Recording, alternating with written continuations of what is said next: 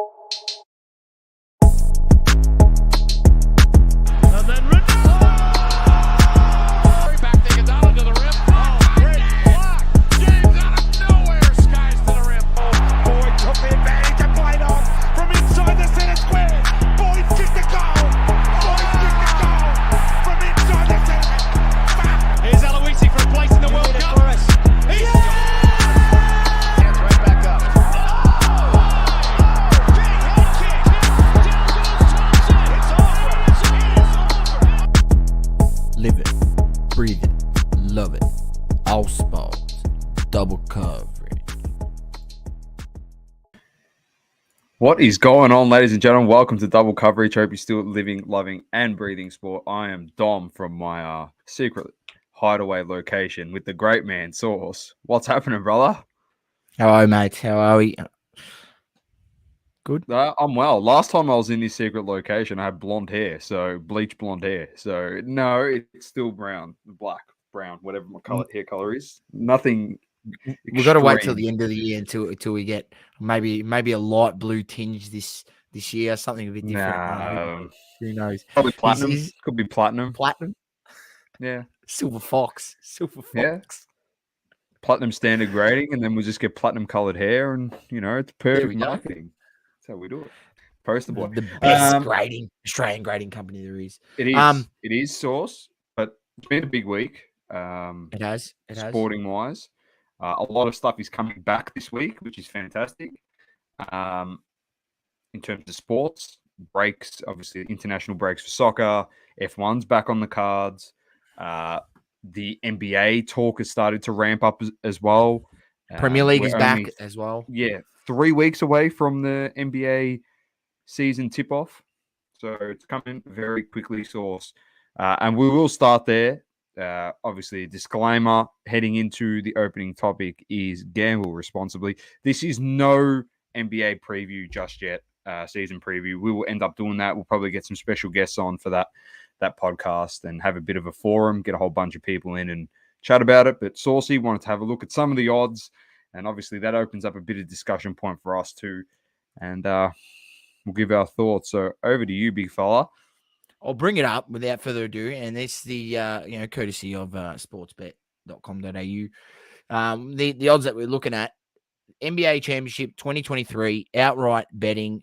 You've got Boston Celtics. They've got them as the favorites at 650. Dom, I don't know where their heads are at, but I don't know how you can have the Boston Celtics as the favorites just when they've just had their coach sacked. Well, not sacked. He's gone he's been put off for the whole season.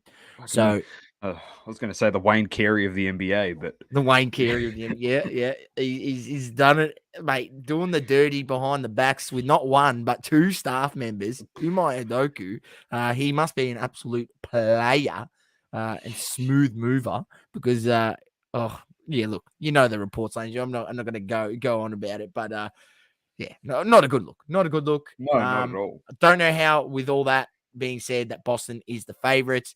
Boston, they were lucky in a sense to make it as far as they did last season. Let's not forget, Jason Tatum had a terrible final series. And he had over 100 turnovers. Yeah, he had a lot of turnovers. So, they need to fix some of these issues if they're going to make it further. You got second favorites, Milwaukee Bucks at 750. Third favorites, equal third favorites, Brooklyn Nets and Golden State Warriors at $8, along with the Clippers. They're also at $8, 8-1. Then you got the Phoenix Suns at 11, 76ers at 17-1, which in my opinion is great value. 76ers. That's great value. Then I think that's best value out of all those teams read out. Miami Heat $19, Denver Nuggets $21, Memphis Grizzlies $23, Dallas and Luka the Don $26, the Lakers $26, and look, we won't really go much further, but Cleveland Cavaliers $34 and the Minnesota Timberwolves $34. There's a few teams there that you can already rule out. I'll tell you right now, the Lakers won't be doing anything this season. I can say that with 100% confidence.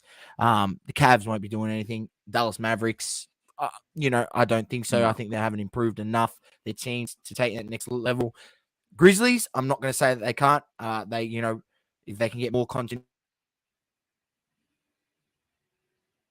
to take out the title and probably just need more playoff experience. And the Denver Nuggets, if Jamal Murray does stay fit and they can have a good run with injuries, I don't see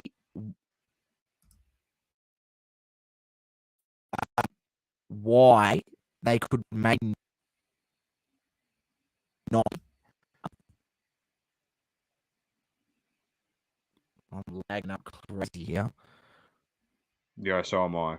Sorry, my connection's horrific where I am. So apologies, source. I just changed over the Wi-Fi. Hopefully that helps a little bit.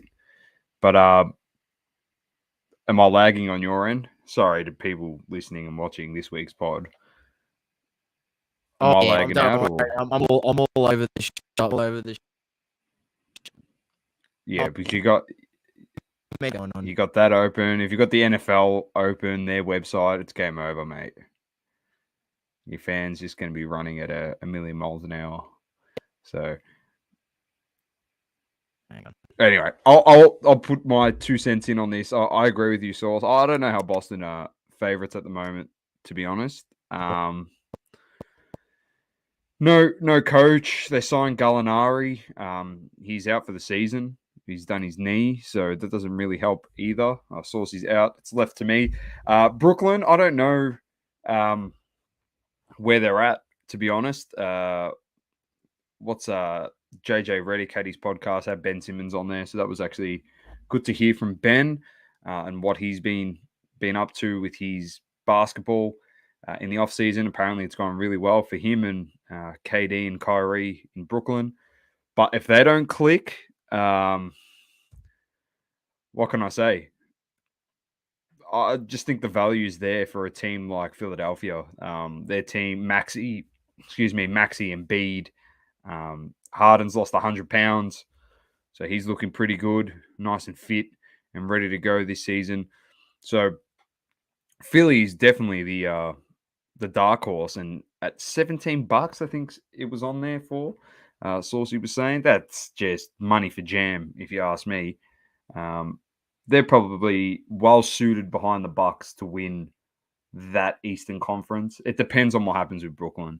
You'll know by the All-Star break, because if it's not clicking, you could see a couple of those pieces get moved potentially. So Kevin Durant being the main piece.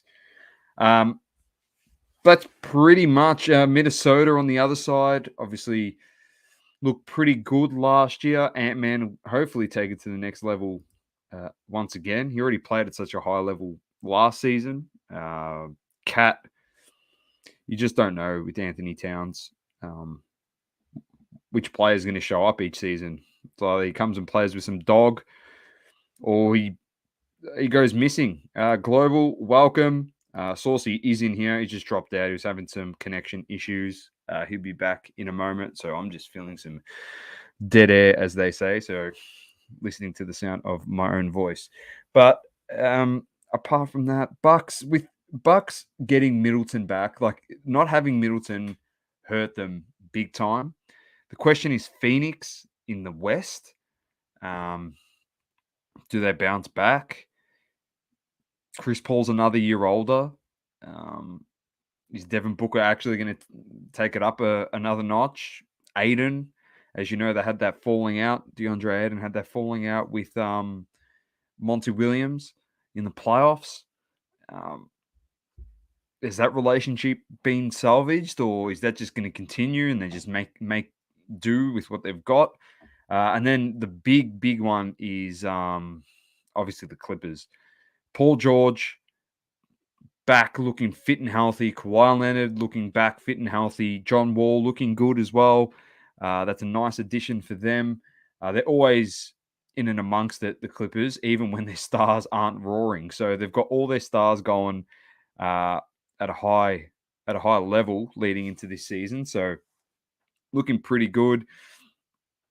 Global, not sure if Mavs go backwards.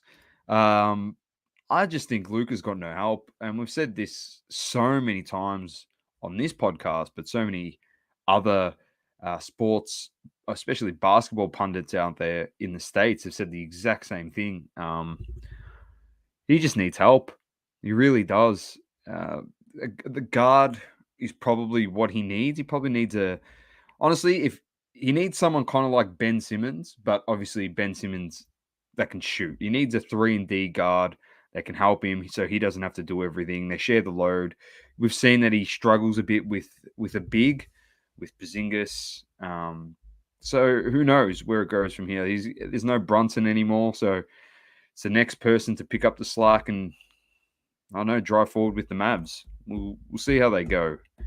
I'm not too confident on them. One thing I am confident on is Luka the Don absolutely dominating. There is no question about that at all. So yeah, that's pretty much it for the basketball. Just wanted to quickly touch on those odds which Saucy had up previously before he dropped out. I'm trying to see where he's at. He is not getting back in anytime soon by the looks of things. Flick him a message. If not, I'm going to move on to the EPL. So games are back this week after, well, there was a break because of international. So players went and played for their nation, but obviously the passing of Queen Elizabeth, which we mentioned last week. Some teams played last weekend, some didn't. So there's 14 fixtures now to be confirmed at a later date as catch-up rounds. But everything is back this week, and it all starts with Saturday, the 9:30 game. So prime time, London derby between Arsenal and Spurs. That is a ripper. Saucy's boys will take on Harry Kane, who looked very good for England against Germany over yesterday. So they'll take them on. Then we've got Bournemouth, Brentford, Crystal Palace, Chelsea, Fulham, Newcastle, Liverpool, Brighton, Southampton, Everton, West Ham, Wolves. And then Leeds, Villa, Monday morning at 2:30. The midnight game is Man City versus Man United in an absolute ripper.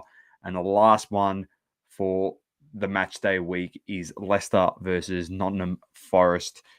Definitely make sure if you have a fantasy team to check in on that team and not forget about it, because games will start this Saturday back on and back in business. Saucy's struggling here. I don't know where he is. I'm just going to keep motoring on, and we can always come back to...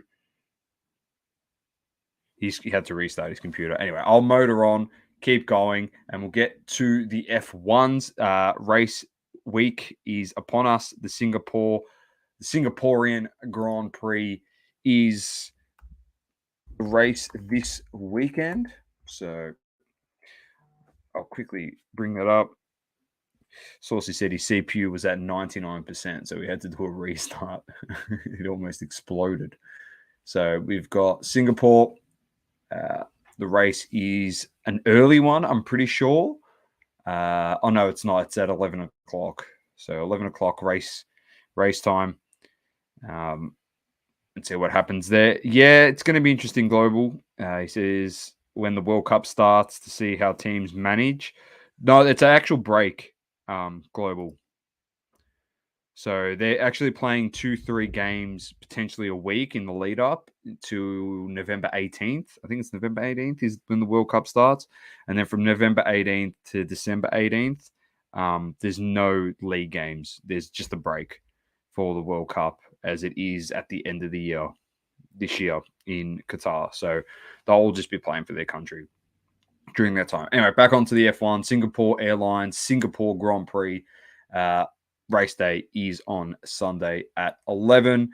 Just a quick standings update for that one on the driver standings. Here's Saucy. He's about to return. You're good, mate? What's happened, mate? Man, I'm telling you, you're not wrong, man. I don't even know, I told man. you. The NFL website. As soon as you open the ESPN website, my whole computer just started. My CPU was at 100%. Nah, you can't, bro. You can't. My memory was at 100%. I was at 100%. No, you got to go to you got to go to NFL.com. You can't go to ESPN. You cannot use that website. It just, destroys the computer. I don't know what the fan goes. It's like a SpaceX rocket ship, mate. Like, it's going to take off. It's messed up. Absolutely messed up. Anyway, we just did I've flown through here. EPL's done. We've done a preview there. Obviously mentioned your derby against Tottenham this week and our derby against Man City. Two big games there. Now we've moved on to F1. We're just previewing the race this week is the Singaporean Grand Prix. And a quick update, Max Verstappen on top, 116 points ahead of Charles Leclerc in second. And that's pretty much the gap that you need to know about. Verstappen has to start losing races. That's pretty much it. And Leclerc needs to start winning them if anything is going to change. So that's pretty much it. That's for this weekend. Off the Grid will be on. I'll be very distracted during Off the Grid because the United game starts at midnight. So halfway through the race, I'll be watching Ronaldo scoring against Haaland. Ooh. What's that? Is that Sunday midnight is the game is on? Yeah. Yesterday and yesterday Arsenal 9:30. Good kickoff time. Yeah, good time. Good time. For North London derby. Does Ferrari get any closer to Red Bull? They might get closer, but they can't win. The only way they win is Verstappen just loses the plot in the last few races of the season, which obviously we can't see happening at all. All right, Sauce, we have flown through here. We are going to get into the AFL because it wasn't exactly the greatest grand final, unless you're a Geelong supporter. That's for sure. I enjoyed it because I like Geelong, unlike other people. So, and you know my belief when it comes to interstate teams, I like watching Victorian teams beat them up in grand finals. So, I enjoyed it. It was boring as batshit. Robbie Williams was apparently very good in the pre-game, along with Delta. The halftime show was terrible, apparently. I don't watch any of that crap. I'm there for the sport, mate. So halftime show is not what it is. That the spectacle that they put on in the NFL, mate. But yeah, the game was a snooze fest. You know, it was there to be won in the first quarter, essentially. And, you know, it was a bit of a wrestle for the first 10, 15 minutes. Then Geelong blew the game open. Isaac Smith, you know, banging 2 goals in the first quarter. Dangerfield, you know, and Selwood really put their stamp on the game. You know, you knew what Geelong were going to do, how they were going to set up behind the ball, and they still couldn't stop it. You know, you've seen it happen, you know, literally all game to Brisbane the week before, and you still couldn't go out there and put a plan in place that was going to, you know, stop them having that many intercept marks and, you know, stop them, you know, pretty much forcing them to kick long down the line, and giving them no, you know, ball movement off the halfback. They weren't able to get link up by handball. And when they did link up by handball, it was, you know, they had to work for it, Swans. You know, it'd be 8, 9 handballs in a passage. Then finally they'd get someone free to kick. And on the flip side, you know, the Cats, it was 1, 2 handball, 3 handballs maybe. Then you're getting a big kick long forward, deep, inside 50. And their pressure was relentless, Sauce. Yeah, it was. It was relentless. They did not let up the whole game. Yeah. It was crazy.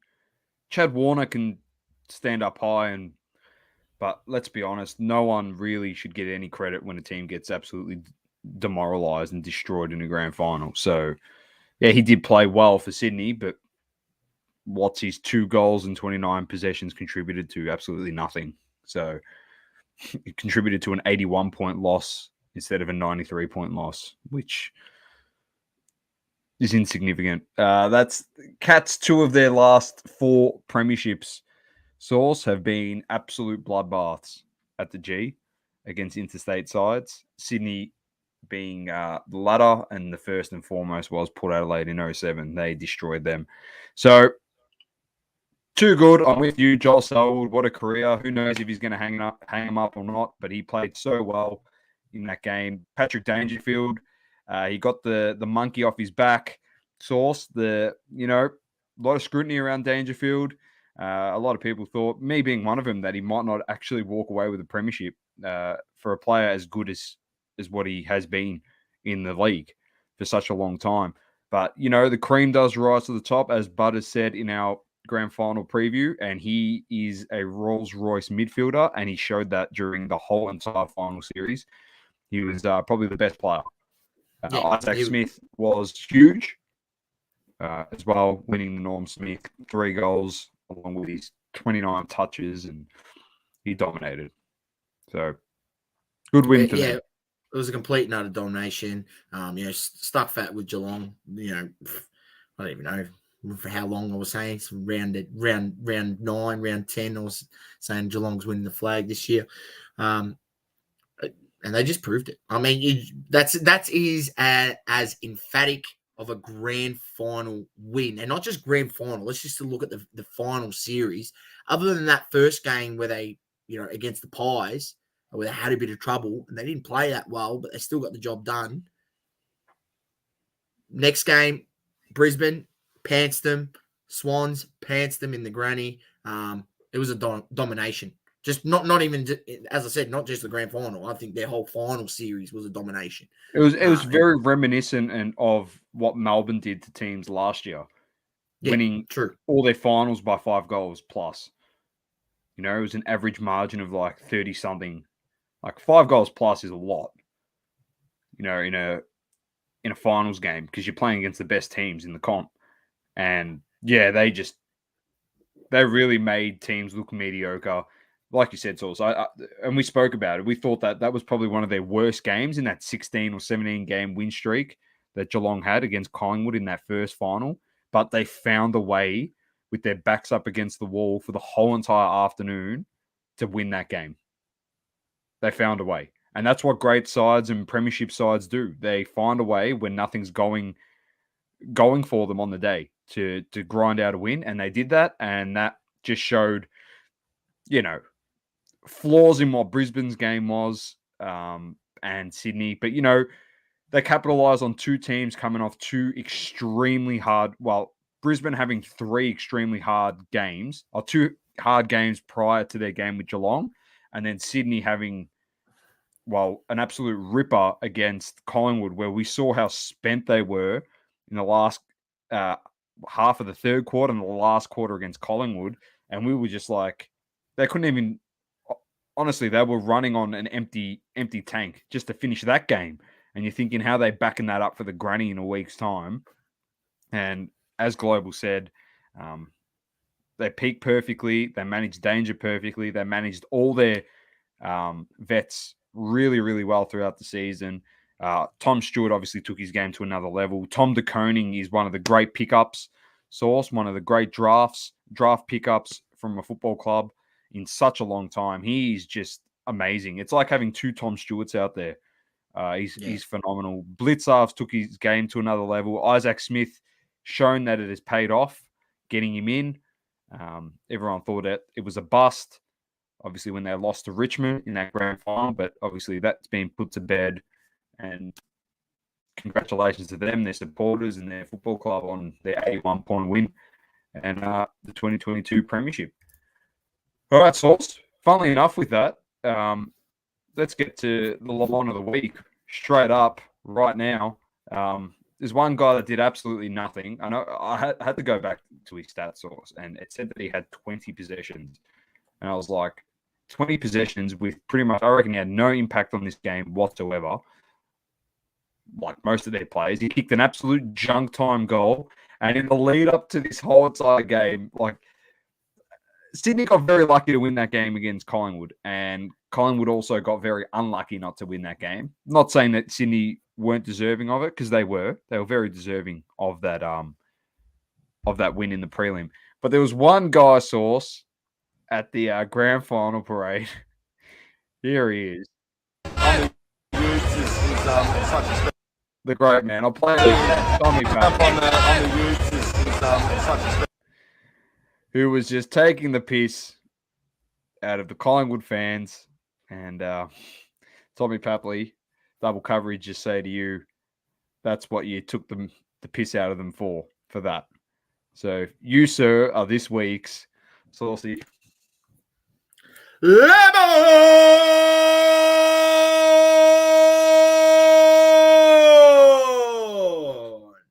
Tommy Papley.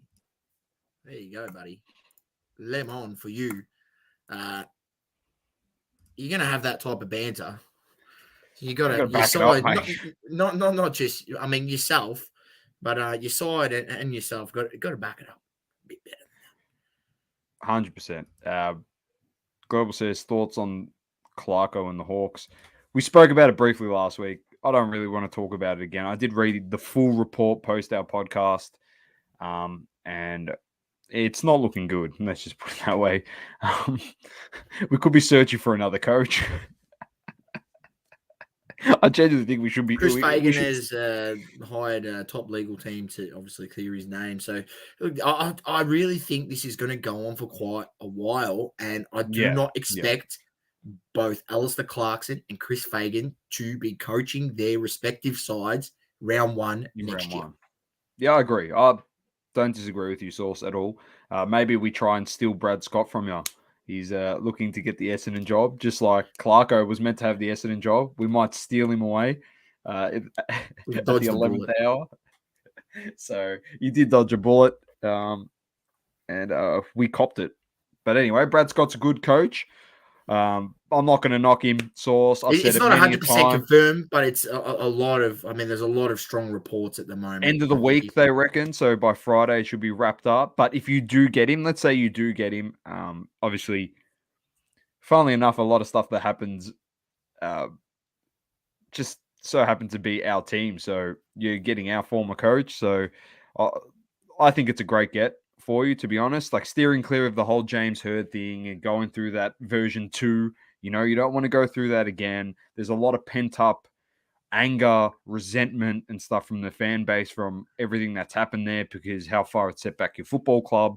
So I think that would honestly be another poor footballing front office decision, you know, if that went ahead and James Hird was coaching you in 2023. If you coach at another football club, by all means, that's fine. That's not an issue. But back to Essendon, where it all happened, is wrong. Brad Scott, personally, we've spoken about it a lot, about when he was coaching us, and you actually mentioned it to me prior to starting the pod today. But, you know, he took a North Melbourne team that was old, aging, and it was a bit like the whole Geelong thing. Too old, too slow, can't win. We didn't win, but he took that team to 2 prelims. Yeah, they didn't end well for us, but, you know, you got to be in it to win it. There's no point getting to, like, he got to 2 prelims. And as 2 prelims, as Saucy said, better than Essendon's done in 18 years or whatever, you know. So, haven't even won a final. Yeah, so that's exactly right. So I think he knows what he's doing. I just didn't think he was the right coach for us when we were going through that rebuild with a whole bunch of like new kids coming in and whatnot. So I think he could be the perfect fit for the Dons, mate. So if you get him, all the best. And we also picked up Andrew Welsh, former ex-Essendon player, who's also a very successful businessman. He has joined the board. So, you know, I'm hoping that Essendon needs to understand that you need to get people that were, you know, obviously doing successful on the outside now post-footy, but were, you know, very beloved by the club, you know, and Essendon means something to them, and getting them there in the board and having a stable board. We need a stable board because stability at the top stems down through the coaching, through the players. It gives confidence throughout the whole ranks, and we need that. We haven't had it at Essendon for 15 years. So let's hope that ticks something off in the right direction, and we can, you know, maybe get back to where we all want to be as Essendon supporters. But let's look at this point. I'm just hoping whatever they're doing works, because it's been a long time between drinks for Essendon fans. Definitely has. Azuro, welcome. He says, the goey deuces. He says, just keep Grundy and let that bloke go. Global says, huge trade deals are coming. Did you want to touch on that? I agree with one? I agree with him. I think you know it's fair. It's a fair. I'm not sure if you've read the reports on it, but he's not happy with the behavioural stipulations that they're putting in his contract that they want to put in there. Which, in my opinion, after his track record, how can you not expect after the club stood by you for so long? How can you not expect them to do something like that? To not want to have that in your contract. It's pretty naive on his behalf. He's proven that he can't be trusted when he goes out or when he's in the off season. He can't be trusted at all. So look, I think Collingwood needs to cut their loss, frees up cap space for them. They will then be able to keep Grundy. Let's not beat around the bush here. What happened in that game? Against the Swans, Tom Hickey gave Cameron an absolute bath as the number one ruck, and Grundy probably would have helped your case, even though I think he had injury issues. But he's definitely a better ruckman. He's an upgrade on Cameron and Mason Cox. That's no doubt about it.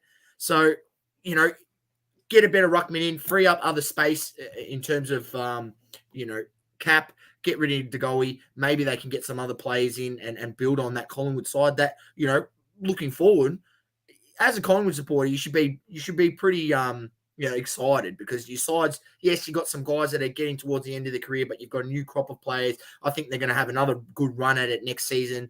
Pendlebury will be back. Sidebottom will be back. The few older guys that you got, and they'll have another run of it next season. I think that I reckon you can nearly lock them in as a top 8 side for next season. So Grundy isn't happy at Collingwood, says Global. 100% agree. He's going regardless, Source. So the talk is he will go to Melbourne. He's going to play at the Demons. They're going to have Max Gawn and Brodie Grundy in their side next year with that Rolls-Royce midfield. I don't see how that all fits. How that fits with Ben Brown, Tom McDonald, Lever, all those tools. They are not going to be able to fit them all in the team. They're going to have to do something. It's not going to work. So Jackson's going to go to Fremantle or West Coast. It's one of the two. He wants to go back home, so he's definitely gone. Dunkley is another one. He's more than likely going to go to Brisbane. And Azuro says, too vague. DeGoey reckons pretty obvious to know that you don't rush off to Bali mid-season and flash titties on Instagram. Yeah, I think Azuro makes a good point, mate. He makes a good point. It's pretty stock standard, run-of-the-mill stuff. During your bye week, you don't go to Bali and get yourself filmed and put it all over socials. Well, don't disagree with him. He's on the money. He can sook it up as much as he wants, but, they need that clause in there. All that tells me is there's a clause in there. We're going to pay you a shit ton of money, Source, but you can't step out of line. And he's going to himself, well, I can't assure you that, because if I step out of line, then my contract gets terminated. I get axed from the football club. So for literally, we'll say $800,000, $1 million a year, he can't guarantee that he just won't be a dickhead. Like that's pretty poor. That's actually poor. You actually can't guarantee that. So what's that say about the people that you hang around with and the type of person that you are? Like, I'm not trying to take a dig at him, but that's the vibe it gives off. I don't know Jordan DeGoey from a bar of soap. I think he's actually genuinely he's a very nice person off the field, and everything he does with kids and families and stuff like it's fantastic what he does. But, the optics don't look good when you deny a clause like that. That just tells me it doesn't tell me, it just shows to your fan base that you can't be trusted. And that's probably not what you want to be giving. I don't know. I don't know, Source. It's just an interesting one. Yeah, but a lot of trades will be coming through. I don't think you'll be there. There are people Saints that there are teams out there that could use his services. So I don't see. I've heard Saints a lot, Source. A lot. I'm talking about for like a few months now. It's been a lot of Saints. Well, they got cap space there. They got cap space. So not sure what's going to happen. All right, let's move on anyway. Let's get to the NFL. Let's get to the week 3 review a couple games. We'll just run through these scores, and then we'll preview this week's games coming up in week 4. About time your team got on the board, and about time my team probably stopped winning for some people out there. Old backup QB. He's he got given a bath against the Bills. He's doing all right. He's doing all right. Get the job done, baby. You do what you got to do. Win's a win. W's a W. So the game's kicked off on Thursday night football, Friday morning for us here in Australia. The Browns defeated the Steelers 29-17. Then we had the obviously the big array of games Monday morning, Sunday football over in the States. The Panthers defeated the Saints 22-14. The Texans were defeated by the Bears 20-23.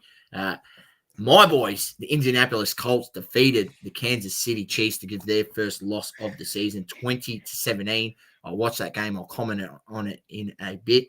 The Bills were defeated by the Dolphins, 21-19. Tua starting 3-0. And I think the only undefeated side. 2-1. 2-1. 2-1. What do you mean? Bulls? We lost. No, it's just 3-0, mate. Oh, you're the only undefeated. Sorry. Undefeated side in the comp. I'm pretty sure. Sorry. And you had Vikings, Kirky Cousins with the comeback against the Lions. This game, I thought it was all done by when I seen the scores. Kirk Cousins puts on 14 points in the fourth quarter and leads it to a comeback win. Why, Doma? Why was he able to do that? You like that? It was a Monday Night Football, baby. That's why. It was on a Sunday. Because he was down by a shit ton last week against the Eagles on Monday Night Football, and he could not throw the ball to save his life. You forgot how to throw. You forgot how to play the whole game on Monday, and then he's come back and he's down. Everyone's going, it's a repeat of last week's game. Nah, he goes, I'm piling on 14. This is Sunday Kirk. This is Sunday Kirk, not Monday Kirk. Right. That's right. The God's Day of Rest Kirk on the Sunday. Yeah, you go, I love it. I'll destroy everyone. So. Then you had the Baltimore Ravens defeating the Patriots 37-26. Big win there. Lamar Jackson, not sure if you've seen it. He's first in TD passing yards, first in TDs, fourth in running TDs. Pay the man. Ravens, what are you doing? You bonkers if you're not going to give this man his payday. How Kyler Murray is earning more money than Lamar Jackson is beyond me. Then you had the Bengals, good bounce back win, against the Jets, put them back to reality. 27-12, defeated them. Then you had the Titans defeating the Raiders, putting them to 0-3, the only side in the comp 0-3. 24-22, the Titans beat the Raiders. Derek Carr looking absolutely shocking. The Eagles are also 3-0, so stand to be corrected, Doma. The Eagles are 3-0. They defeated the Washington Commanders 24-8. The Jags looks all right. The Jacksonville Jaguars, Trevor Lawrence, the absolute pandemonium that is going on at the moment. They're 2-1, the Jags. They defeated the Chargers 38-10. Justin Herbert, they need to get him off the field. He's not 100%. You shouldn't be risking your franchise quarterback like this. I think they might need to say the season is done. Pack it up. Win it. They can't win it. Their division's too difficult. They need to protect their quarterback and make sure he's good going forward. So I think they should really, pack up Herbert for the season, or at least till he gets 100% fit. Don't put him out there. The season's not over for them. Just got to get him right. Yeah, but you can't be risking your number one yeah. QB exactly. That's right. And then you had the Rams defeated the Cardinals 20-12. Then the Falcons defeated the Seahawks 27-23, and the Packers defeated the Buccaneers 14-12. That was an absolute stinker of a game. I'm not going to lie. Both quarterbacks weren't the best in this game. The punters should have got paid a lot, in my opinion. They should have given all the pay to the punters. It was the retirement home versing each other. It was a terrible game. I watched it. It was horrendous. And then the Broncos. Oh, this one wasn't much better. The Broncos defeated the 49ers 11-10. And then Monday Night Football, which was today, the Cowboys defeated the Giants 23-16. He could be back next week, Source. Apparently, Dak Prescott. He's already back. They reckon he could be back next week. They don't need him. They play better without him. They do play better without him. Don't keep Cooper Rush. He's the GOAT. Keep him in. They actually look good. Not good. They're playing the Giants. The Giants are shit. The lid was off in New York the first 2 weeks because the Eagles are winning that division. I don't care. Hurts is showing he can play. Yeah, and he's actually. I think there's a bit of vindication. You know, we'll see. We'll see. Give it a few more weeks, but there might be some vindication for those Jalen Hurts. Buyers out there that went big in on his cards. And copped a bit of flack. Maybe a bit of vindication coming for them. It was better than when everyone said to buy Carson Wentz at the National 2 years ago. Fair point. No comment. No comment. But Doma, I can comment on the Kansas game. Watch the Kansas versus the Colts. Look, Colts were lucky to win that game. I'm not too, I'm excited that we got the win, but in my opinion, I think the Colts have still a lot more work to do.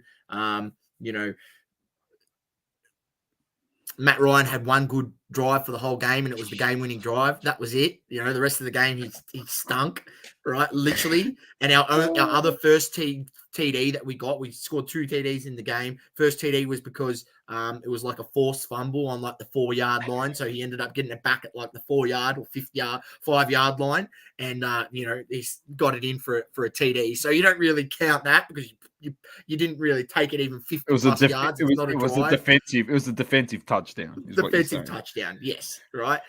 So make of it what you will. I think the Chiefs weren't good enough on the day.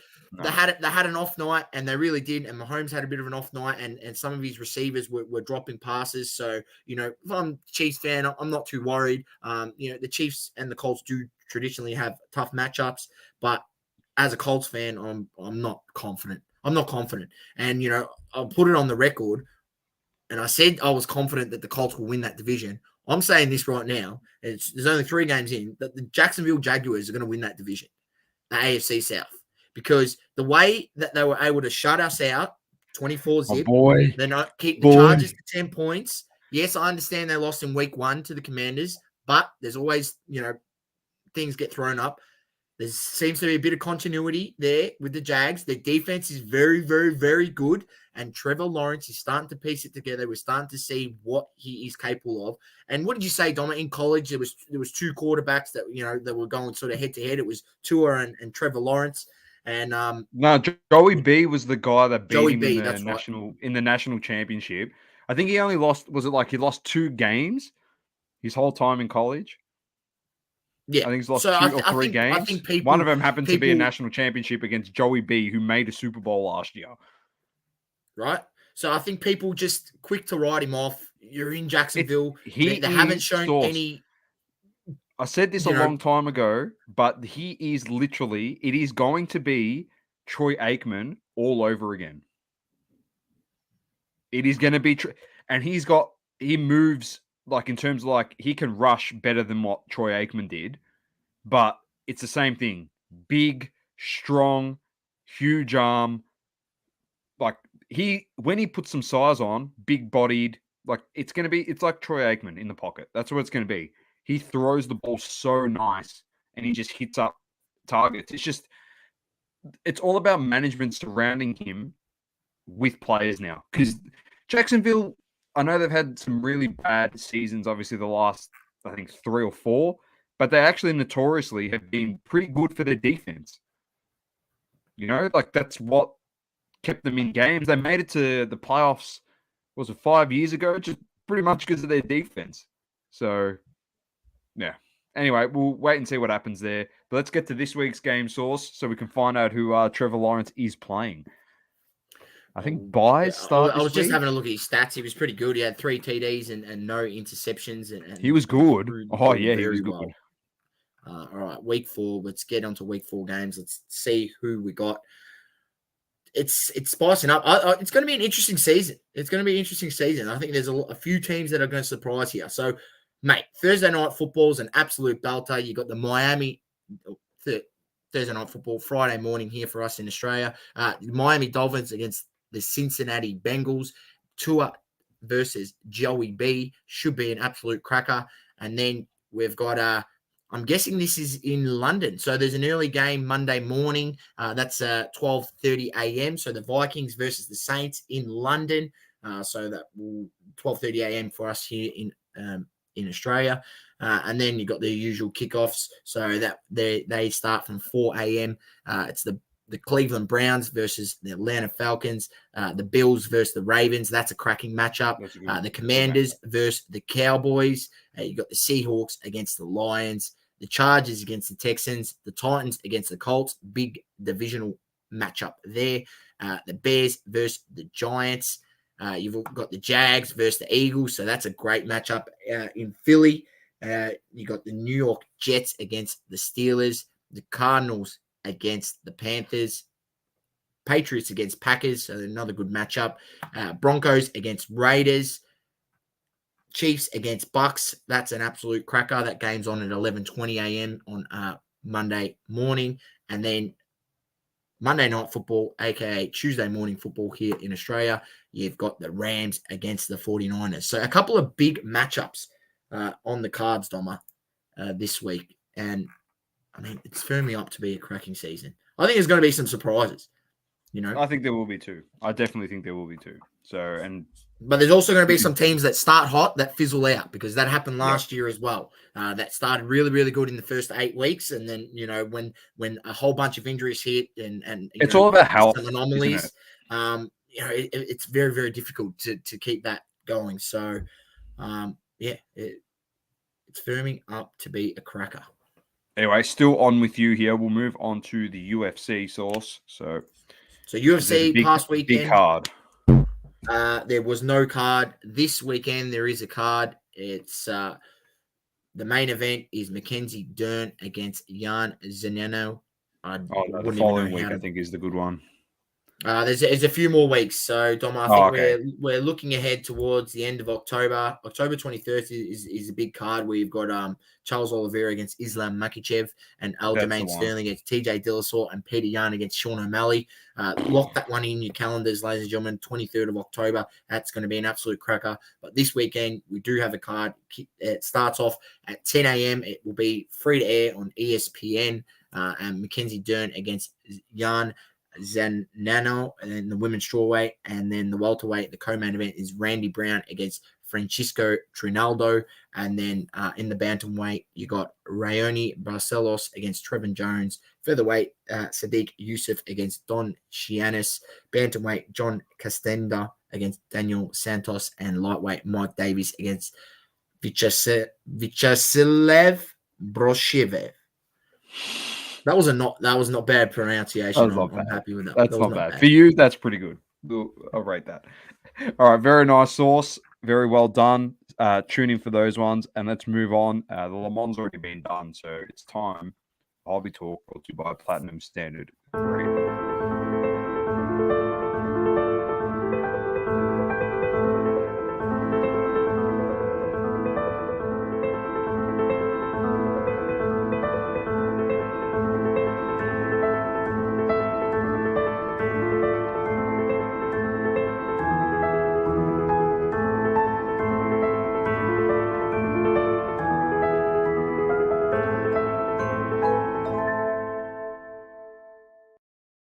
Very nice. Thank you to the team at Platinum Standard Grading for that one.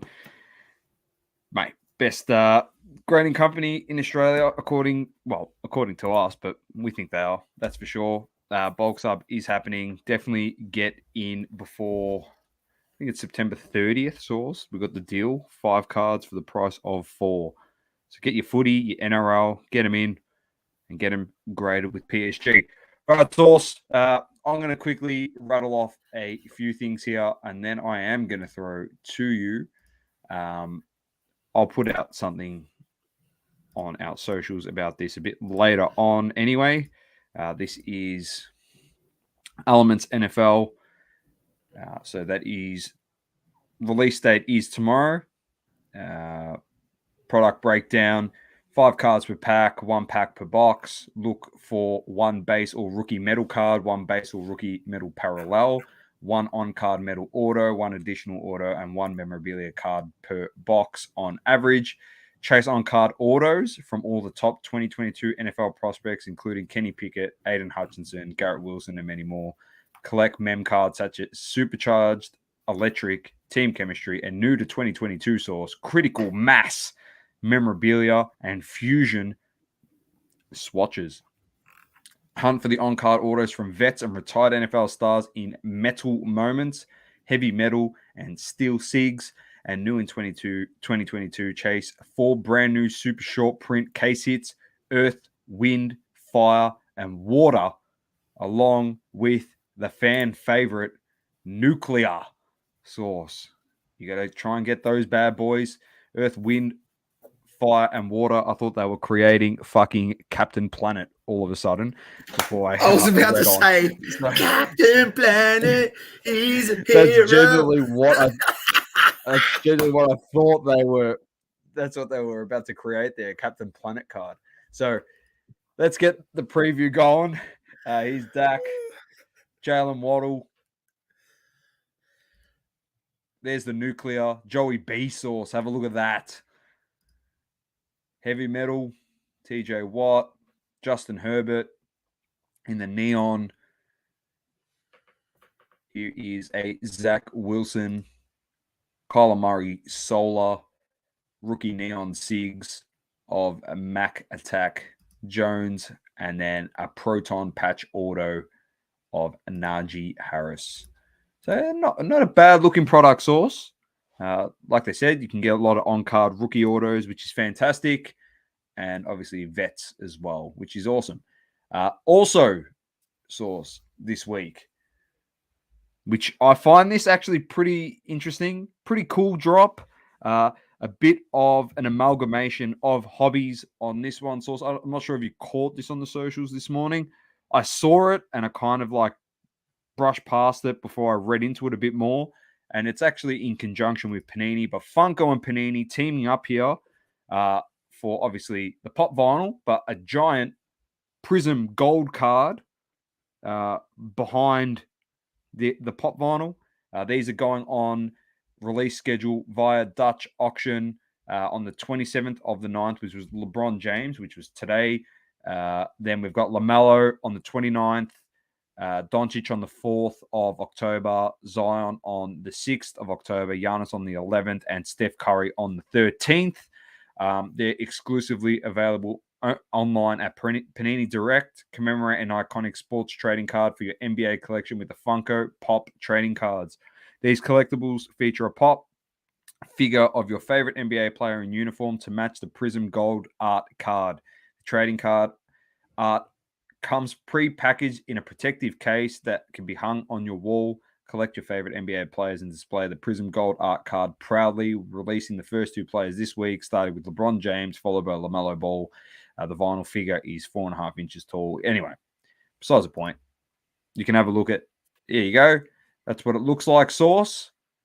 The card's protected in there. There's LaMelo, and the other one is LeBron James. And that's what LeBron looks like. So pretty cool source. A nice, mash up there between hobbies. Obviously, the Funko hobby and the card hobby. So 2 pretty cool things there, I thought.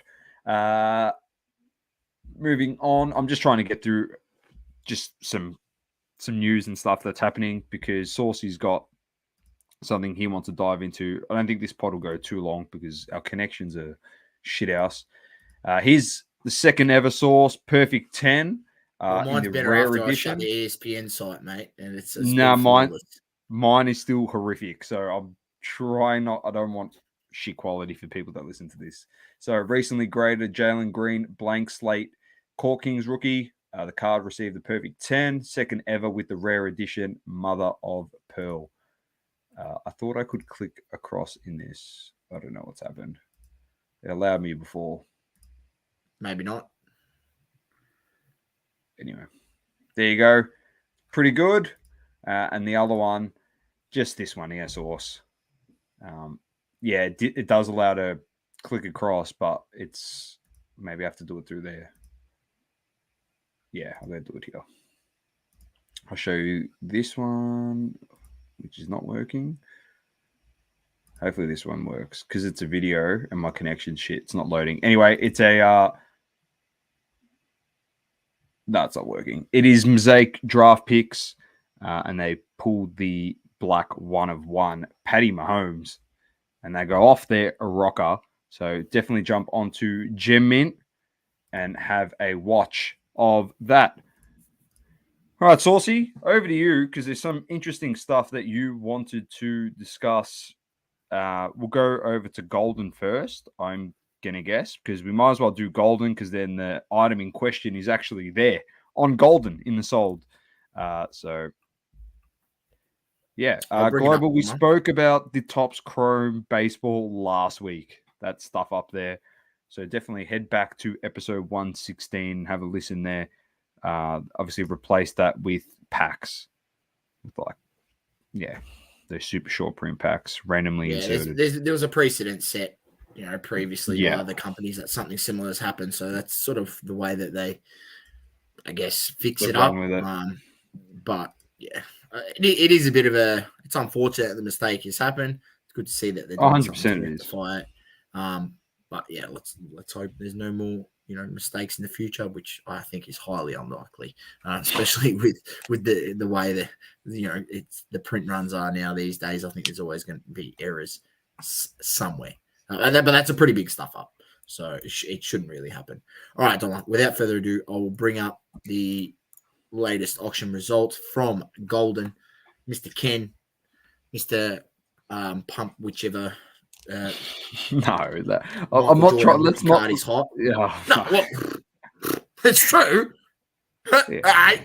That's fact, right? So yeah, that's fact. All right, that's fair enough. I'm trying to be positive. Back in the 90s, it was the promo Nike, and then it was the Fleer 86. Well, if we're gonna, if we're 85 star, mate. Sauce, if we're gonna talk about that, in the first literally 15 products, there's 2 different Jordan rookie cards. Yeah, I know. Which you'll see. But that PMG, the second card there is so sick. Yeah, it's nice. I mean, I'll see. It'd be good if you had the little quick preview so you didn't have to click into every item. But we'll have a look at it. We'll bring it up. That is beautiful. Precious metal gems, only a 7, but sold for 100 and PSA 7. There's number to 50, 1998, 99 Skybox Metal Universe, Precious Metal Gems, Michael Jordan. PSA 7 sold for $192,000 if you don't mind.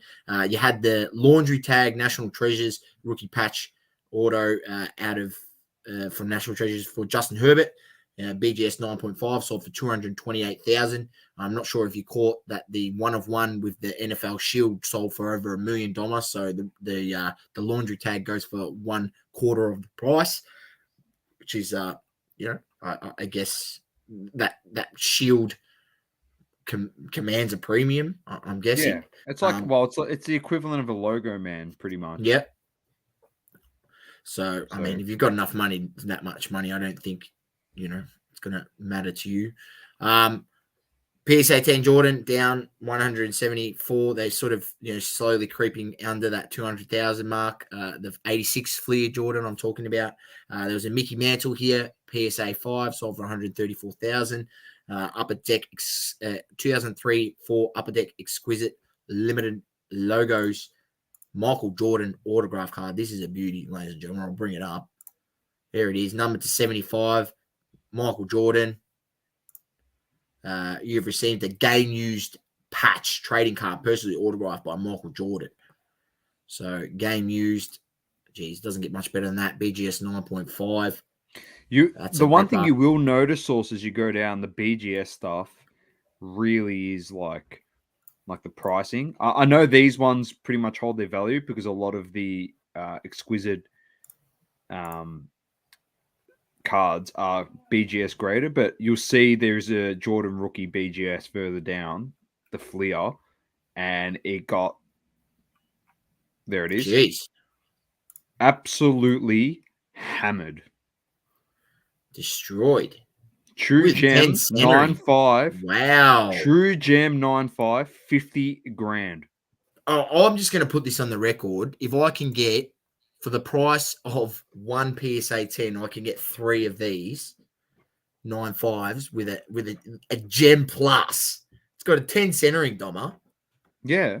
Jeez. I saw that. I was just like, I was baffled, but it just shows like obviously the 10 is a 10, and if you get a BGS 10, it'd be worth more, clearly. Like, but insane that. Come on, Doma. But yeah, but Source, We all know yeah, but how Source, we've gotten to this point. We all know yeah, how we've gotten to this point. I How people, understand that. I understand that, but gone are the days, Source. Like, if you're buying cards like this, like at this level, you're looking at it as an investment to hopefully, they're looking at it as an asset class. They want to sell these eventually for profit. So, in my opinion, it's actually not worth buying 3 of those for $50,000 because the way I look at BGS labels on cards and the way that the value of BGS labeled cards are going down compared to PSA labeled cards, like I reckon it's a good buy because it's cheap if you've got that money for literally a true gem plus the gem mint, sorry, at 9.5. Why not? But yeah, BGS label's struggling. we say that, but then when we go ahead and you go down and hit, there's a whole bunch of modern stuff that's in BGS labels. So why would this person go ahead and put this, LaMelo Ball? A lot of but a lot of modal- people, but a lot of people grade that stuff source with BGS because of the Beckett 10, like not the Beckett, or the Beckett autograph stuff. That's one thing I have noticed. Like the auto stuff, everyone always goes through Beckett over like PSA more often than not. Yes and no, but I think the word on the street is that Beckett's a lot more lenient with the thicker stock cards because they understand how they What was the Herbert at the top? The laundry tag. That was a BGS slab, wasn't it? Yeah, that was a BGS as Yeah. well. So like here you go again. Like a lot of the thicker stock cards, even in new products, is getting put into a BGS slab. I don't know. What does it like say? their slabs, man. I don't know. I don't know. Source. I like to be honest with you, I just like the fact that they're using BGS. I actually like that. I really do.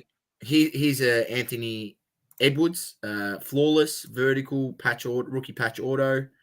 There you go. Got a PSA 10 number to 15, flawless. Sold for 86K or 80K. And then at the same time, look, he's a Luka the Don, but then he's a Josh Allen that's in BGS.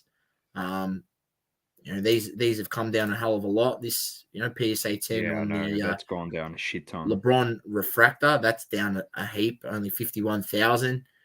Tops the 2003 Topps Chrome LeBron James refractor PSA 10. So there's some interesting. There's some interesting buys here. I mean, look at this Erling Haaland rookie Champions League jersey. I think this is a really cool piece. It's a Salzburg jersey from Champions League match against Liverpool. Apparently, according to this, I'd hope it comes with some sort of official certificate and photo match wearing the jersey. I don't know. Is it? Does he say it's Red Bull Game News jersey? Oh, it looks like he didn't hit the floor because it looks flawless. Not one piece of dirt on it. Mate. He pushes people to the floor. That's a fair point. He does.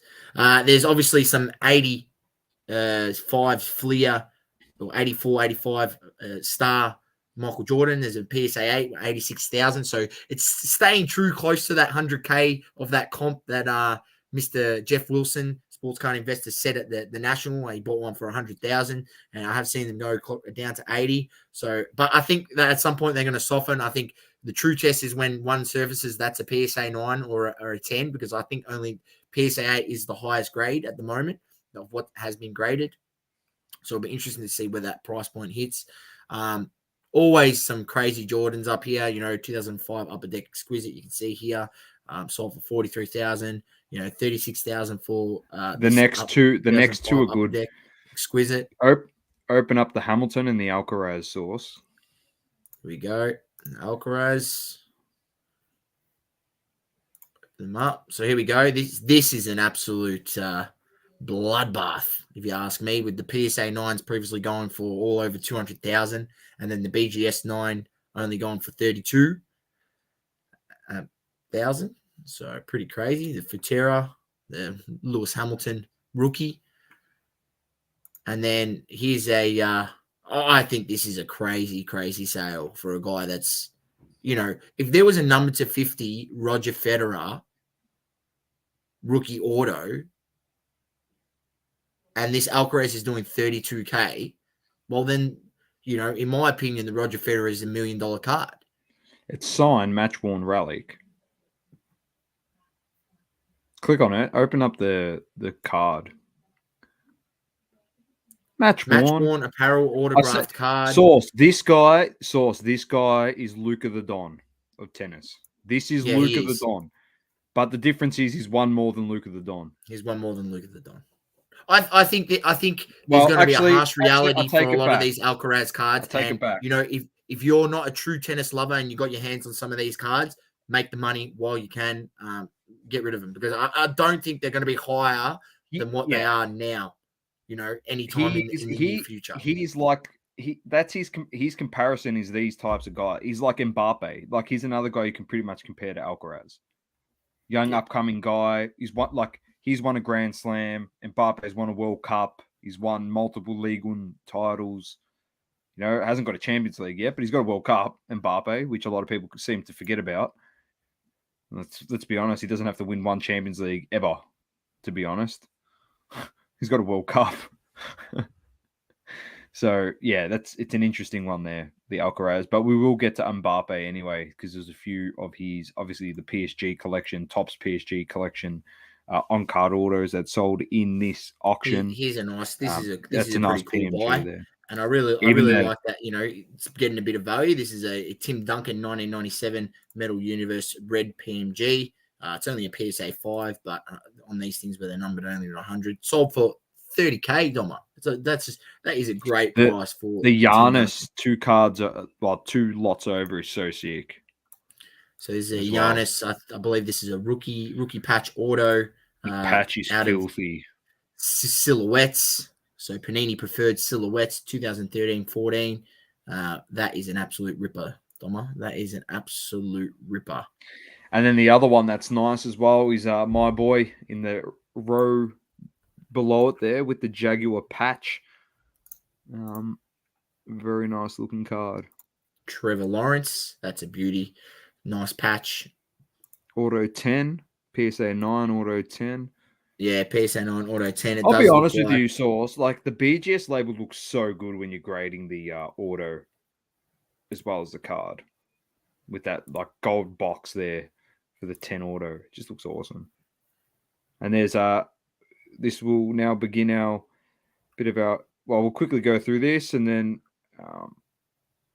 some crazy sales, man. Like I think that's such crazy money. Like I think Scotty Barnes is a player, but to be spending $27,000 on a guy that, I mean, that's crazy money. Oh, I can't fathom spending that money. You can buy some, MJ autos for $27,000. Yeah, but lower end ones you could. If I could, I'd put $27,000 into Luca instead of Scotty Barnes. Personally, if we're going to go with current players, I put money into Luca. I put that money into Giannis. For reference, for people listening, Stephen Curry. Talking about Scotty Barnes, National Treasures, RPA, NBA 75th. It's numbered to 75. I mean, it's a beautiful card. It's graded Gem Mint 10 with an order of a 10. But $27,000, I don't know. I wouldn't be comfortable. That's probably why as well helped the price. I wouldn't be comfortable. All right.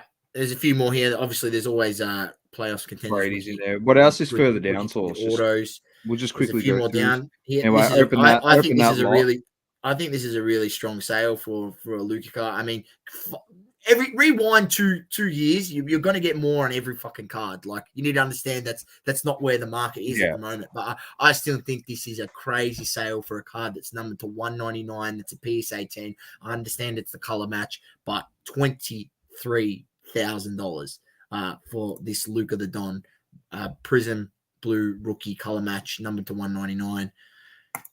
Pretty good price for modern, in my opinion. Well, open up that Randy Moss. Just keep it there for a rainy day, just for a second. Just keep it open. We won't go into it just yet. But then type in Mbappe in the search source at the top, and we can run through some of... You know, what's here, Dom? A couple of BBC condom wraps that people pay a premium for. All right, let's put it in Mbappe.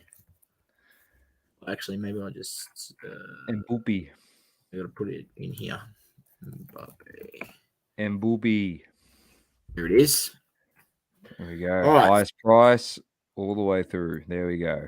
So there's a few Mbappe's first autos. So anyone who's not aware, the Topps Chrome PSG set that was released has Mbappe's first autographs. So technically, it's his rookie autographs because he hasn't signed any previous cards before. This is his first signing, first release. So technically, it's his rookie autographs. A lot of people in the market are looking at it like that. This is his first release.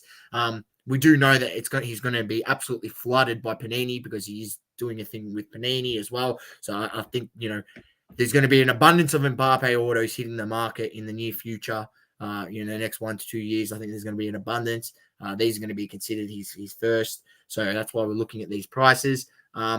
There's the gold, the speckle refractor that's sold, and the black refractor. Gold's a 10. The speckle is to 30. Is the speckle to 30 or speckle is to 30? Yes, and this is the jersey number, so he wears number 7. So this is jersey numbered.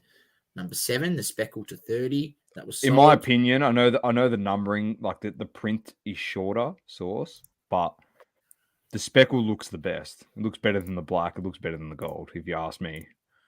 Yeah, I would tend to agree, but I can see, like, I don't know. So every single auto, and you can see why none of them have graded the actual auto, Doma, because when you look at these, he signed it outside the box. Well, they signed it outside the box. Plus, you can also see, you can also see there's throating on the pen. So see in there how it's not all joined together.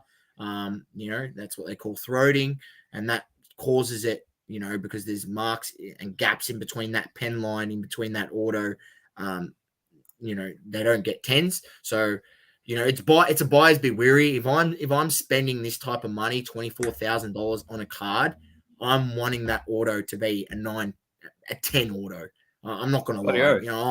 I'm being, greedy on this, because when you're spending that type of money, you can see also the same thing here, Doma. So I'll bring it up. And you can see there's those gaps there, and those gaps there. The loop. And that's why people haven't graded the autos. But this, obviously, at least the card is graded perfectly. I think it's interesting. I do think, people was trying to say, maybe these cards aren't as popular as people thought.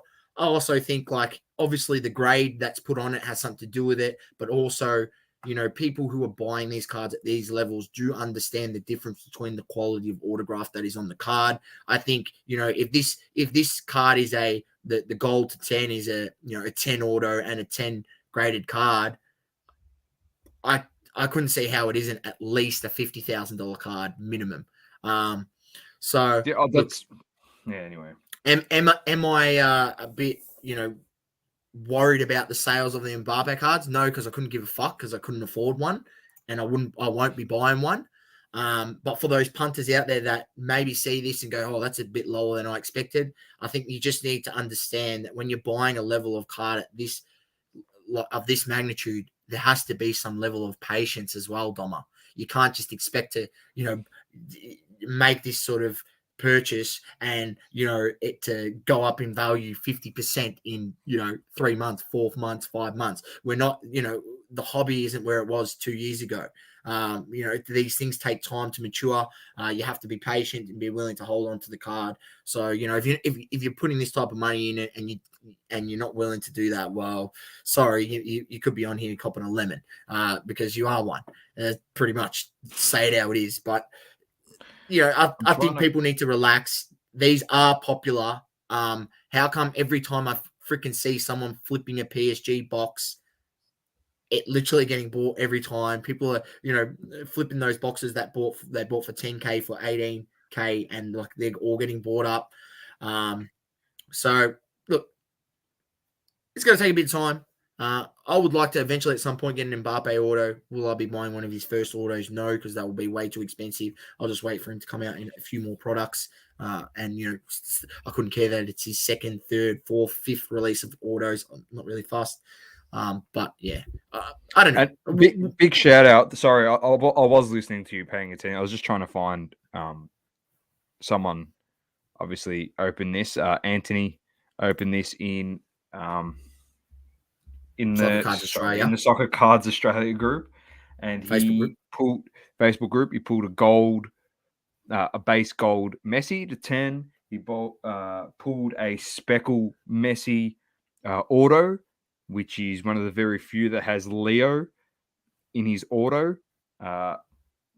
He pulled a base Mbappe auto, a Wijnaldum to 10 auto, Neymar base auto, a Xavi Simon speckle auto.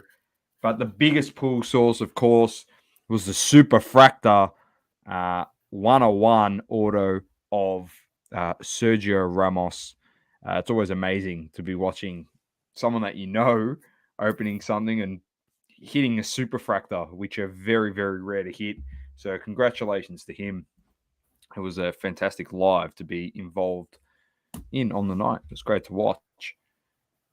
I'll bring it up. Hang on, I've got it there. Beautiful. There it is. There you go. There it is. Very nice. And then here's the Messi's that he hit. Messi. There's the one with the Leo, as you can see. Pretty good. Looks like a pretty decent auto. Yeah, he did say that number to 10 Messi did look good. And then I think he's hit a Merlin auto Messi. That was another one with the Leo. There you go. The Leos.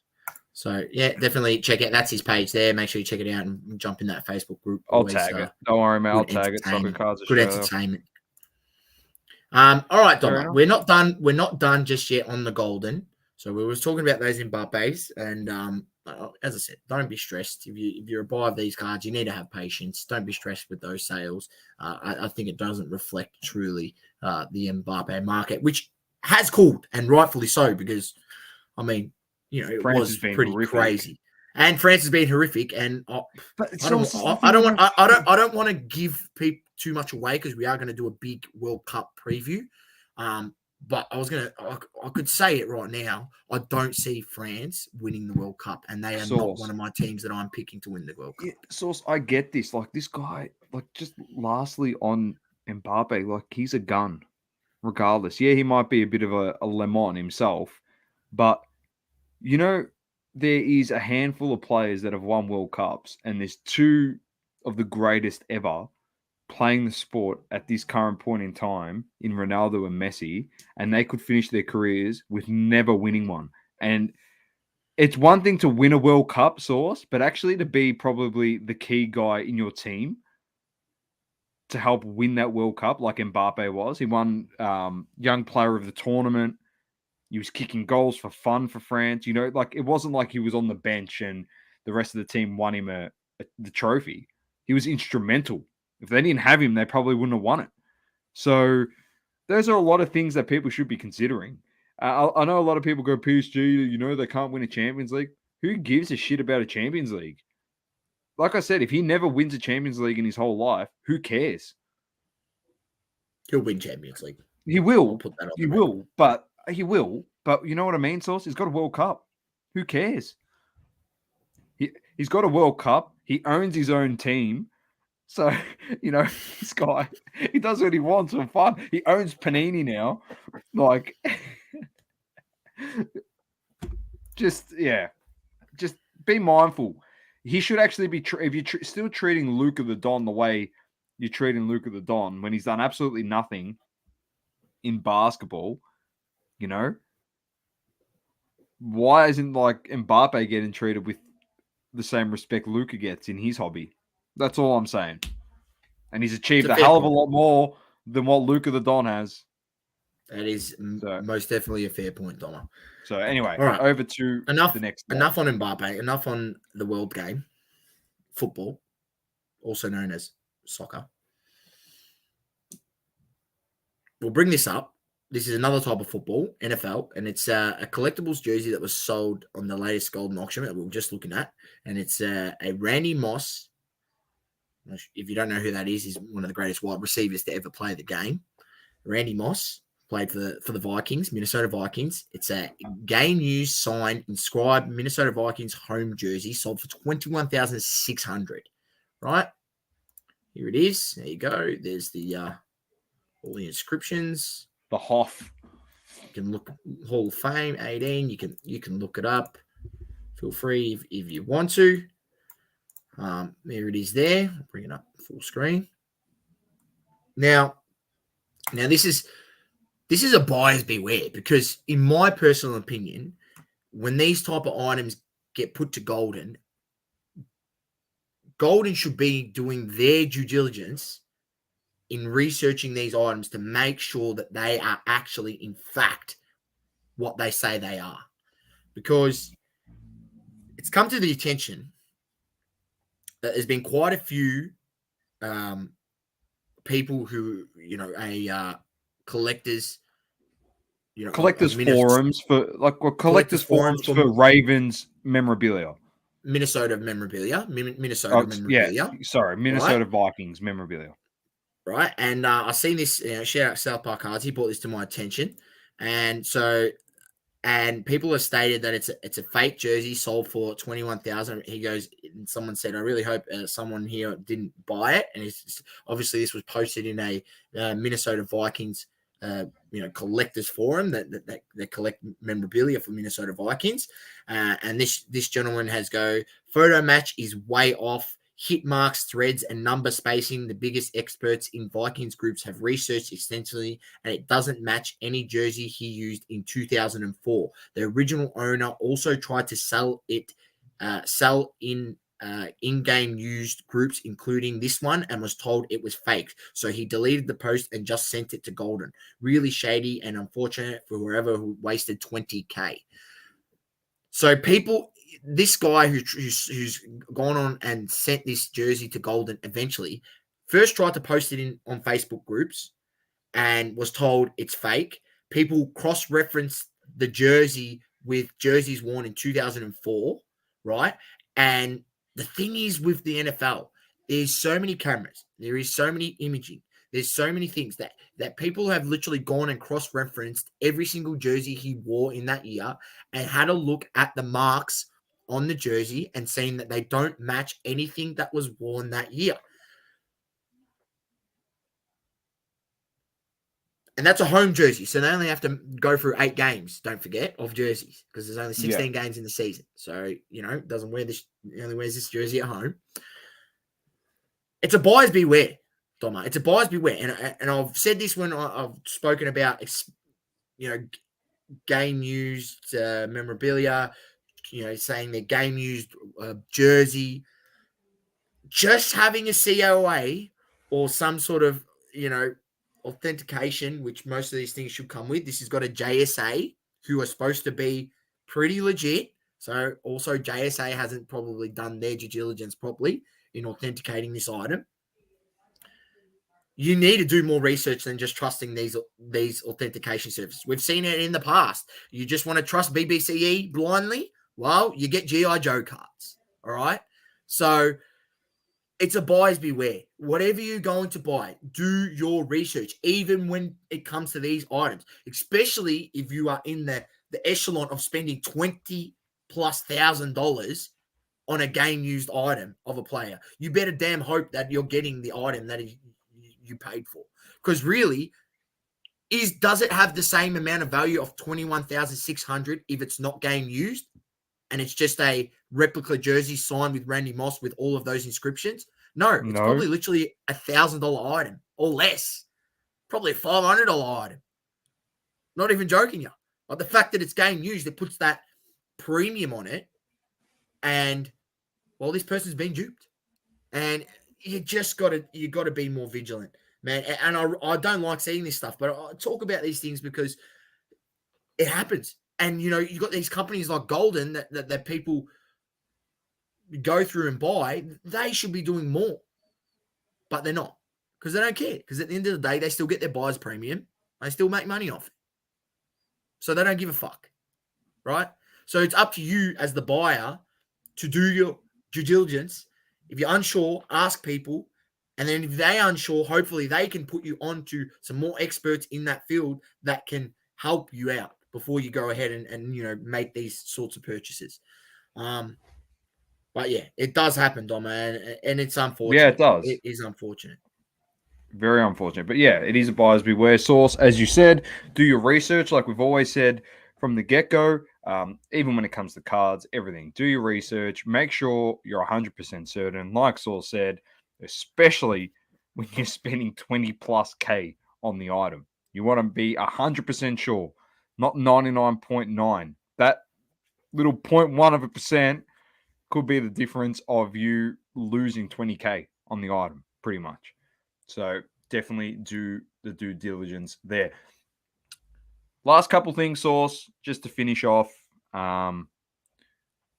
Too Thick Pod, Jeremy and Manny were on their podcast during the week. So thanks to them for having us on. We really do appreciate it. I think it's like the 4th podcast we've been invited on, which we're truly appreciative of. They're great guys. They run a fantastic podcast. It's very informative, very funny. They got a lot of banter. We touched on heaps of stuff. We spoke about the market here in Australia for collectors, grading here in Australia. We just spoke about the hobby in general, about sports in general.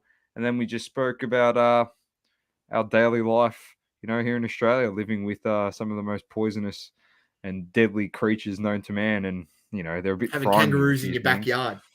Yeah, man. It was funny. We spoke about it, and then I went out for a walk, and I took a photo, and I sent it to him. So it was very funny. So they're great guys. Listen to their podcast. It is Too Thick Pod. I will tag them in the description. Too Thick spelled THICC. Double C. That's exactly right. The other one, which is fantastic news, Tyson obviously announced he is collaborating once again for the title championship edition with Stephen Curry. We're very happy for Tyson for the fact that he actually gets to meet Steph this time. When he did his last collab with Stephen Curry, it was during COVID, so it was all mail out stuff to him and interaction via technology like Zoom. So it's fantastic that he was able to fly over there, get to meet him in person, have a chat to him, get those cards signed, and getting himself ready to go to release it to the public. We happened to drop our pod the exact same day. There was no timing in that whatsoever. It just happened to be a coincidence. We said to him we were going to drop it on the Friday, and he dropped his post on the Friday. So head over to our page and listen to that as well. We did a bit of a grand final preview with Butters. I understand the grand final was done for the AFL source, but we spoke about Optimum. We will talk about that right now before we finish off the show. It released Sunday, 5 p.m. and was sold out in how long, Source? Like a minute, 2 minutes. Sold 2 out. minutes, I think it was. Yeah. Gone. Yeah. Look, there's been more done for people trying to fight against cook groups. People want to say that there's bots. In my opinion, it's not bots. It's just people who are opportunistic.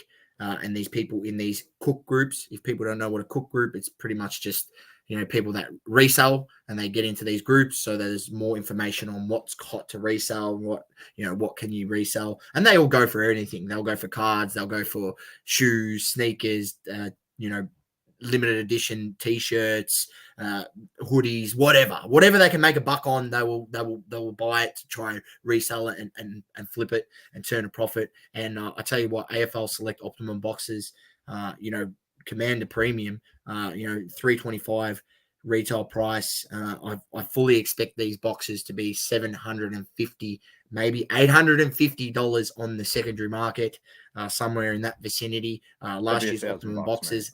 Well, I'm just saying 850 to be cautious. I really do think it'll be 1,000 because last year's optimum boxes are 650, and the draft class not as good, rookie class not as good. So I think it'll be more this coming season in the 2022 optimum. So yeah, look, very very popular. A lot of collectors once again pissed off. I think any of the collectors that were smart enough to sign up to Select's Collectors Club, much similar to what Tyson Beck has now. They have a Select Collectors Club, and you're guaranteed 2 boxes as long as you pay your membership at the start of the season. Source, I know That's pretty people good. get pissed off, but like you said, they made exception this time around. It was maximum of 2 boxes this time around. Yeah, not 4. Instead of 4. So as Butter said on our live, it opens up for over 1,000 more people to get their hands on this product. So it is being an opportunist source, being ready to go, being logged in, having everything set up, ready to click on the product. Stuff to saved in your credit browser. cards already in there. Bang. We've spoken about this before, the process to secure a drop on a product, have everything pre-filled, ready to go, saved on your browser. Bang, bang, The bang. only thing you should literally Easiest have 1, to 2, type 3. in is your three numbers on Your the back of CVCC. Yes. your CVC on the back of your card. That's the only thing you Yes. should have to type in. Everything else should already be pre-filled in your browser, and you're going on your website like Select, that you allow you to save your address, pre-populate your address. So none of that stuff you should have to type in. We did it last year when we secured them. Yep, we did. And we ripped them on carnival breaks. We secured 4 boxes each, didn't we? Yeah, we did. Or whatever it was, or 3 boxes, whatever 3 it was. boxes, I think it was. Yeah, 3 boxes 3 each. We secured it. We had everything ready to go. We spoke about this is how we're going to do it. We'll make sure all our credit card details, which credit card you want to use, is in the system. So when you click on the box and it says MasterCard ending in you click on it. You already have your code. If you don't know it, you have it written down on a piece of paper.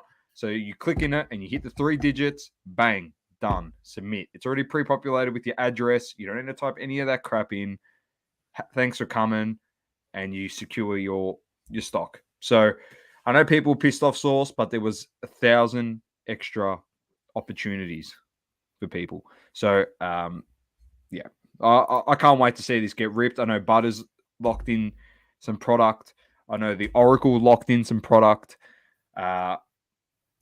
It's going to be nice. Nice to see it getting ripped. I'm pretty sure, I haven't confirmed yet, but the Baby Goat refreshed 100% would have locked in some product. 100% he would have. He was ripping Optimum like it was gone out of fashion last year, that kid. So hopefully he's got some more and can tune into some more of his breaks and get him to rip some stuff in the Discord as well, Source, like he did last year, which was very nice. So if you're in the Double Coverage Discord, you might get a nice treat to select Optimum. Global says he picked up his first Tyson Bet card with his membership, which was a Kobe White auto Source. I don't know if you saw I did see Global post that. Congrats. That's awesome. Another way to collect his cards through the Project 2022, Topps Project 2022 Global. I'm not sure if you're huge on soccer, but, he's doing that stuff at the moment, and he's revealed on our podcast that his next card, I don't know if it's his next one, but he's doing Samantha Kerr for Chelsea. So the Aussie, that is going to drop. There's 9 hours left on the current crop of cards, which we covered last week, into the next lot of cards, which will drop, and we'll keep an eye out on that, and we'll probably post something on our socials. That is everything, Source. Done and dusted. Another episode. Technical difficulties at the start, but got there in the end. Yeah, it was, but we got there, Source. We did get there. So thanks to everyone that tuned in. Thanks to everyone that is going to listen to this. Please do us a favor. Share it around. Put it in groups. Let's get us out there. And also, I will finish on this. Another big thank you to Cage from Luca Tigers Bronze. He was on Jay Lee's live, and he actually gave us a shout out, and he said, upcoming pods, that don't get enough recognition that they deserve. that don't have a following as big as them, but deserve it. And they said he dropped us and he mentioned us and the Two Thick Boys. So thank you once again, Cage. It means a lot to us. He's always been a big backer of our podcast from the get-go. And we'll probably look to get him back on very soon. Had a bit of a chat to him today in the DMs. So we'll get him back on, Cage, the great and powerful Cage. And he'll do his thing on our pod. Number one Talk lawyer some shit. in The New number York. one lawyer. So on behalf of myself and the great man Sauce, keep living, loving, and breathing sport. It's double coverage. Peace out. Police. Thank you for tuning in. Please don't forget to leave a review on the Apple Podcasting app. Also, follow us on socials, Instagram, Facebook, Twitter, and TikTok. Talking all sports, double coverage.